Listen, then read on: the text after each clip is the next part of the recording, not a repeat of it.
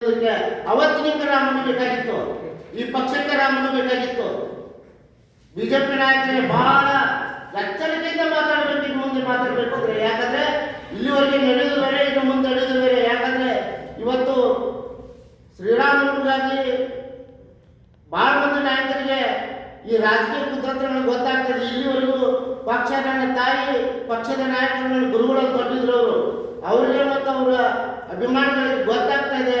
ಅದಕ್ಕೆ ಇವತ್ತಿನ ದಿವಸ ತಮ್ಮಲ್ಲಿ ಏನಾದರೂ ಈ ಸದ್ದ ಶ್ರೀರಾಮನವ್ರು ಕಲಿಸಿ ತಪ್ಪಾಗಿದೆ ಅಂತ ಅಭಿಮಾನವರು ಕ್ಷಮೆ ಕೇಳಿ ಮಾತಾಡಬೇಕು. ಇಲ್ಲಪ್ಪ ಅಂತಂದ್ರೆ ಮುಂದಿನ ದಿನಗಳಲ್ಲಿ ಬಹಳ ಕೆಟ್ಟ ಪರಿಣಾಮವನ್ನ ಈ ಬಿಜೆಪಿ ಪಕ್ಷ ಅನುಭವಿಸಬೇಕಾಗ್ತದೆ.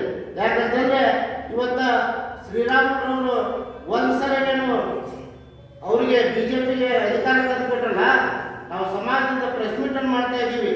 ನಮ್ಮ ಸಮಾಜದಿಂದ ಅನೇಕ ಕೊಡುಗೆಗಳು ಬಿಜೆಪಿ ಪಕ್ಷಕ್ಕೆ ಬಂದಿದೆ. ನೀವು ನಮ್ಗೆ ಕೊಡುಗೆಗಳು ಕೊಟ್ಟಿದ್ದೀರಿ ಇಲ್ಲ ಅಂತ ಹೇಳೋದಿಲ್ಲ, ಆದರೆ ನಮ್ಮ ನಾಯಕರನ್ನ ಸರಿಯಾಗಿ ನಡೆಸಿಕೊಳ್ಳಿ. ಇವತ್ತಿನ ದಿವಸ ನಿಮಗೆ ಅವಶ್ಯಕತೆ ಬಿದ್ದಾಗ ಚುನಾವಣೆ ಮೊದಲು ಶ್ರೀರಾಮುಲು ಈ ರಾಜ್ಯದ ಉಪಮುಖ್ಯಮಂತ್ರಿ ಅಂತ ಹೇಳೋದು, ಅವ್ರಿಗೆ ಅದನ್ನು ಮಾಡ್ತೀನಿ ಅಂತ ಹೇಳೋದು, ಆಮೇಲೆ ಈ ಥರ ಬಿದ್ದಾಗ ಎಲ್ಲರೂ ಕೈ ಬಿಡಬೇಕು. ಈಗ ಅದೇ ರೀತಿಯಾಗಿ ನಿಮ್ಮ ಬಿಜೆಪಿ ಪಕ್ಷಕ್ಕೆ ಮತ್ತೊಮ್ಮೆ ಅಧಿಕಾರ ಬರಬೇಕಾದ್ರೆ ಸಮ್ಮಿಶ್ರ ಸರ್ಕಾರವನ್ನು ಕೆಡವಿ 17 ಮಂದಿ MLA ತಗೊಂಡು ಮತ್ತೊಮ್ಮೆ ಬಿಜೆಪಿಗೆ ಯಾರಾದರೂ ಜೀವ ಕೊಟ್ಟಿದ್ರೆ ಅದು ನಮ್ಮ ವಾಲ್ಮೀಕಿ ಸಮಾಜದವರು, ಅವರು ರಮೇಶ್ ಜಾರಕಿಹೊಳಿ ಅವರು ಬರೀಬಾರ್ದು ಈ ಬಿಜೆಪಿ ಪಕ್ಷ. ಯಾಕಂತಂದ್ರೆ ಇವ್ರಿಗೆ ಗೊತ್ತಿದೆ ವಾಲ್ಮೀಕಿ ಸಮುದಾಯ ಒಮ್ಮೆ ಏನಾದರೂ ನೀವು ರಾಮನವ್ರ ಪರವಾಗಿ ನಿಲ್ಬೇಕಾಗಿತ್ತು. ಯಾಕಂದ್ರೆ ಅವ್ರ ಅಪ್ಪರಿಗೆ ನೆಲೆಯಲ್ಲಿ ಇರ್ತಿದ್ದಿಲ್ಲ, ಮುಖ್ಯಮಂತ್ರಿ ಆಗ್ತಕ್ಕಂಥ ಶಕ್ತಿ ಇದೆ. ಅಂಥ ಕಾಲದಲ್ಲಿ ಶ್ರೀರಾಮುಲುರವರು ಅವತ್ತಿನ ದಿವಸ ರಾಜಗೌಡರವ್ರನ್ನ ಕರ್ಕೊಂಡ್ಬಂದು ಸರ್ಕಾರ ರಚನೆ ಮಾಡಿದರು. ಅದು ಅಲ್ಲದೆ ಮತ್ತೊಂದು ಸಾರಿ ಇವತ್ತು ಈ ಶ್ರೀರಾಮುಲುರವರು ಏನು ಅವ್ರನ್ನ ಈಗ ಸಮುದಾಯದ ನಾಯಕ ಅಂತೇಳಿ ಇವರೇನು ಬಿಜೆಪಿಯವರು ಗುರುತಿಸಿದ್ರಲ್ಲ, ಅದು ಏನು ಕೊಡುಗೆ ಇದೆ ಅನ್ನೋದನ್ನ ತಿಳ್ಕೋಬೇಕು.